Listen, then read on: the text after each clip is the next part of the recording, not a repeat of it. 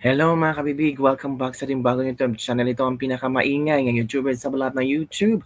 Ako si Kabibig, maglabak-labak na ka with evidence. Ako po, ang daming nangyayari sa araw na to. Oo, lalo na nung speech ni Basti kagabi, may na-trigger kabibig. May isang tao na gustong ipasilip ng DILG ang speech ni Basti. Si Madam Claire Castro, mga kabibig, ang chika-chika ngayong kabibig, gusto niyang ipasilip ng DILG ang speech ni Basti kagabi. Kasi na-mention ni Basti na ang gusto naming ang ulo lang ni BBM. Ay naku, parang delikado si Basti dyan. Opo, kabibig. Ito I don't know kung sa statement ba ito ni Claire Castro or hindi. Kasi pinag-uusapan ito ngayon kabibig, trending na trending. Ito Yusek Castro gustong ipasilip sa DILG ang press conference ni Mayor Basti Duterte. Pinapatingnan ni Claire Castro sa Department of Interior and Local Government DILG ang naging pahayag ni Sebastian Duterte matapos ang controversial na talumpati nito sa launching ng Rage Coalition. Sa vlog ni Madam Claire Castro, nagpahayag ng pag-aalala si Castro sa mga binanggit ng alkalde, particularly umano sa pagtukoy sa ulo ni Ferdinand Marcos Jr. na itinuturing niyang maaring banta sa kaligtasan ng Pangulo. Ay niya ipapacheck natin sa DILG.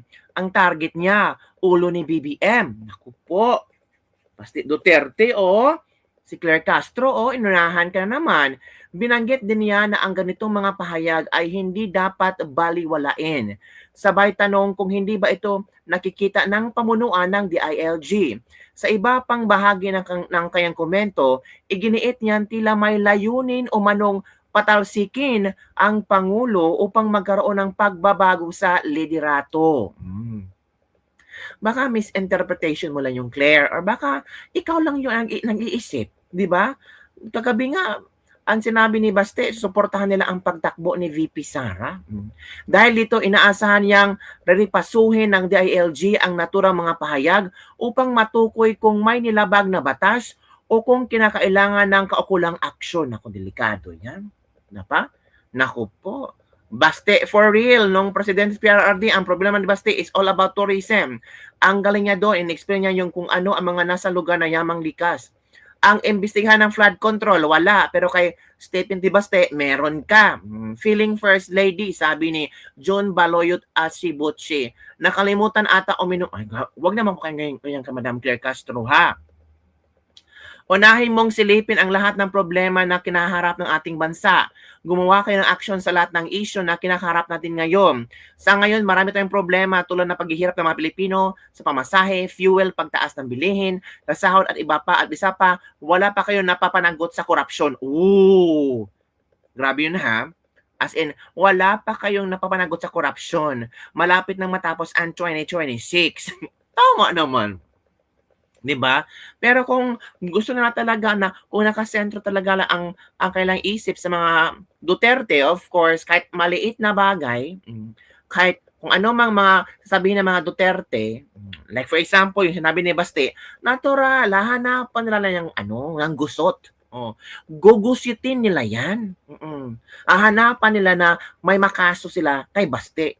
Kasi pinasisilip So kung once pinasisilip, meaning may plano sila na either kasuhan si Baste or, posibleng ma-impeach ba yung mayor? Or ano ba? Ay, alam ko na. Gets ko na. Paano? Pwede nilang, tawag dito, suspensuhin si Baste. Pwede. Pwedeng kakasuhan, ipakulong, or suspenso kay Baste nang dahil lang sa sinabi ni Baste na ulo ni BBM. Posible.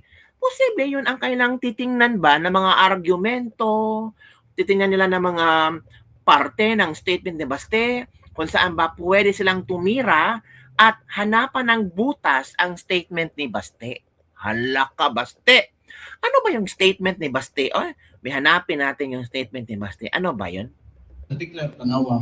Ito pala. Antikler, Tanawa. Pagkatapos ito, Antikler,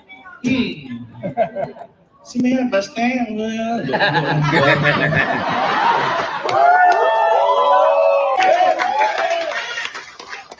kaya pinahihirapan kami. Okay lang man, politika. Tapos, Marcos lang. Alam naman natin sa tatay pa lang yan. Kawatan!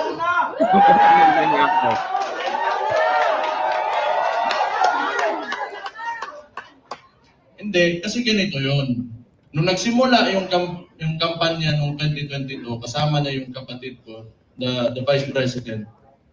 Siyempre, inisip ko rin, siguro, itong tao na to, gusto maging presidente, he will retain the Marcos family name. So, hindi ko naman talaga inisip na may ganun din pala kagago yung tao na yan. Bagoy. Siguro nasa isip niya, kung sira na yung pangalan namin, sirain ko na lang lalo. Posible. Wala naman akong politika lang to. Kung bahala sila, magalit sila sa akin.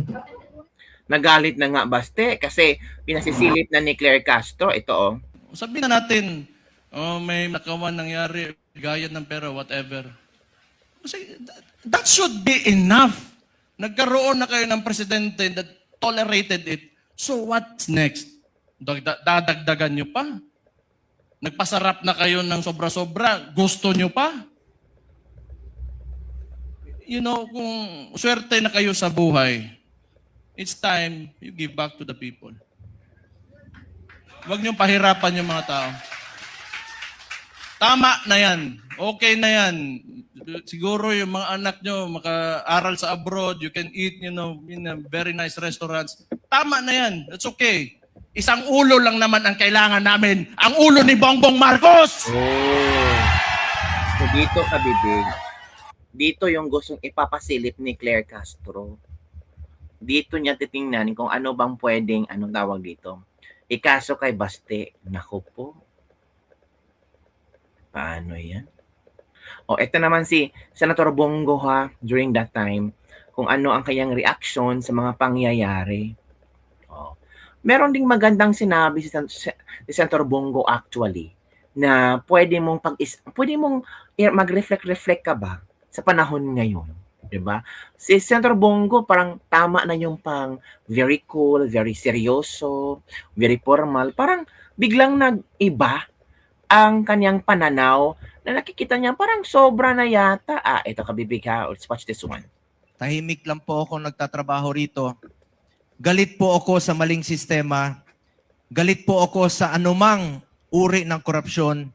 Galit po ako sa anumang nagpapahirap Ilabas sa taong mo na yung bayan. pangil mo, Senator Bongo. May mga taong katulad ko na tahimik lamang, pero huwag ninyong ipagkamali ang katahimikan. Ang katahimikan namin ay hindi kahinaan. Ito ay pagpili ng tamang paraan at tamang panahon para lumaban. Hindi po ako maingay na tao, pero malinaw po ang aking paninindigan. Dahil sa kabila ng lahat, iisa po ang galit natin sa anumang nagpapahirap po sa bawat Pilipino. Ang akin pong ninanais sa ngayon, ang wish ko po ay makabalik tayo sa normal na pamumuhay. Ito yung panahon na napakahirap pong maging politiko. 26 years po akong nalilbihan kay dating Pangulong Rodrigo Duterte. Sarap pong makapaglingkod sa bayan. Ang sarap pong makatulong sa bawat Pilipino. Pero ito yung panahon na napakahirap pong maging politiko. Kaya pinagdadasal ko po, unang-una, na makabalik tayo sa normal na pamumuhay. At mangyayari po yan kung Duterte po ang mamumuno. Duterte! Duterte! Duterte! Duterte! At pangalawa po, nakikiusap po ako sa inyo. May Panginoon naman po. Pagdasal natin na nasa maayos na kalagayan si Tatay Digong maayos na kalusugan at makauwi na po siya sa lalong madaling panahon. Bring him home! Bring him home! Bring him home! Bring him home! Mga kababayan ko, alam kong ilan sa inyo ang galit na. At ang galit na ito, hindi tayo naninira ng kapwa Pilipino. Hindi tayo naninira ng gobyerno kundi para itama ang mali at maglingkod ng tama para sa kinabukasan ng bawat Pilipino. Maraming salamat po sa Rage Coalition, sa inyong inisyatiba. Maraming salamat sa PDP Laban. At maraming salamat po sa inyong pagmamahal kay Tatay Digong. Maraming salamat po sa inyong pagmamahal kay VP Inday Sara Duterte, kay Mayor Baste Duterte, sa Duterte family. Ako naman po, alam nyo naman na sobrang mahal ko po si Tatay Digong. Sobra pa sa tatay ang turing ko sa kanya. Kung mahal ko po si Tatay Digong, mahal ko rin po ang kanyang pamilya. Ipakita mo yung pagmamahal mo. Huwag nyo na po akong...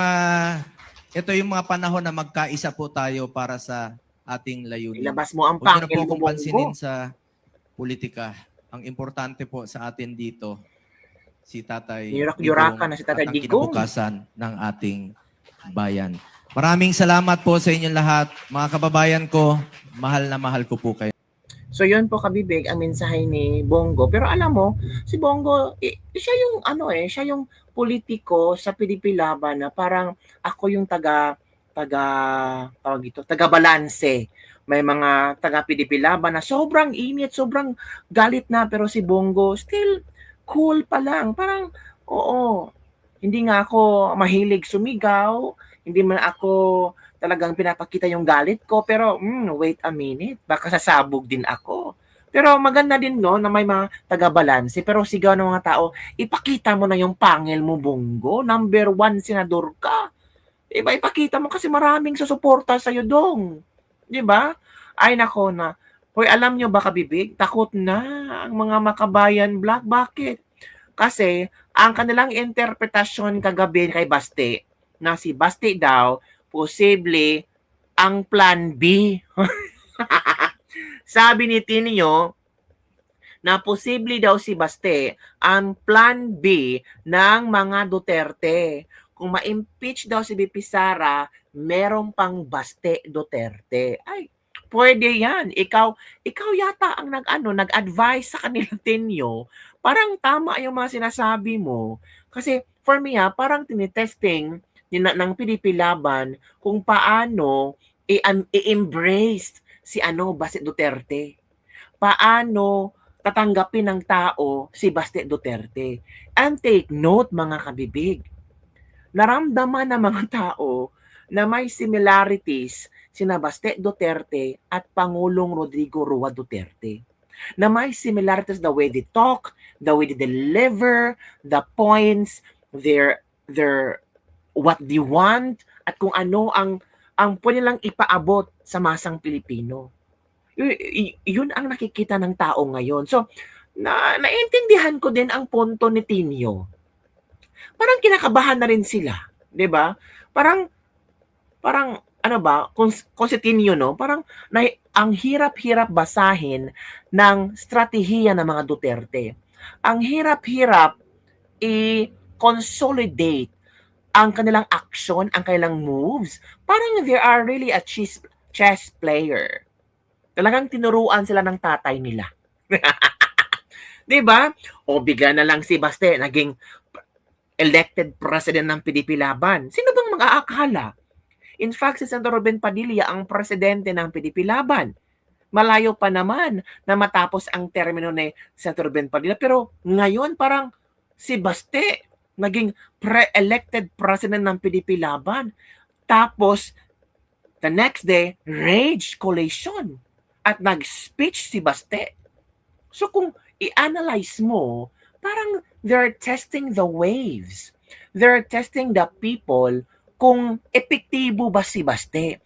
Kung i-embrace ba ng DDS si Baste. Ay, of course, i-embrace yan.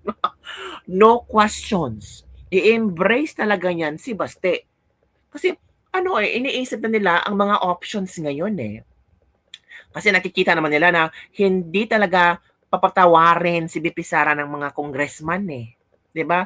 Kahit dumulog na si BP Sara sa Supreme Court, dumulog na si Man Scarpio sa Quezon City Trial Court na magpa-TRO, parang walang walang action nangyari So parang nakikita na nila ay iba ang takbo ng hangin ngayon, parang may nagkontrol. Parang kinokontrol ang lahat ng galawan kung saan papunta at hihingi ng tulong ang mga Duterte. Parang may iisang kumpas lang. So, ang mga Duterte mag-isip din ng mga estratehiya. At ikaw Tinyo baka ikaw ang nag-suggest sa mga Duterte, oy basta ikaw ang plan B. Parang binigyan mo sila ng ideya, Tinyo. Oh, ang galing ni Tinyo. Pro Duterte ka pala. 'Di ba? O ikaw Kabibig, ano ang iyong reaction? Posible bang si Baste ang plan B kung sakaling si VP Sara ay ma-impeach talaga? But we're not praying na si VP Sara ma-impeach siya. We will be praying na si Pangulo Duterte lalabas na sa ICC, si VP Sara hindi ma-impeach para tuloy-tuloy ang laban ni VP Sara. 'Di ba? Posible naman Kabibig. Duterte sa 2028. Pwede naman, 'di ba? As early as now. As early as 2028. Si VP Sara, presidente. Si Baste, vice-presidente. After VP Sara, si Baste magpresidente. Si VP Sara, balik mayor. Nako, maganda, 'di ba? So 'yun lang Kabibig ang ating linis libak-libak for the day. Ano ang iyong reaction ngayon? Pero sa Auntie Claire, ipapasilip niya ang speech ni Baste ng DI sa DI ng DILG. O DILG silipin niyo ang speech ni Baste Na may nakita ako tungkol sa ulo ni BBM. Parang iba yung sinasabi ni Baste Parang threat yan sa Pangulo. Threat na naman. Si BP Sara, sinabihan yung may threat kay BBM ngayon. Nag-statement si Baste ulo ni BBM, may threat na naman. Ay, puro na lang kayo threat. Threat, mag-retreat na kayo.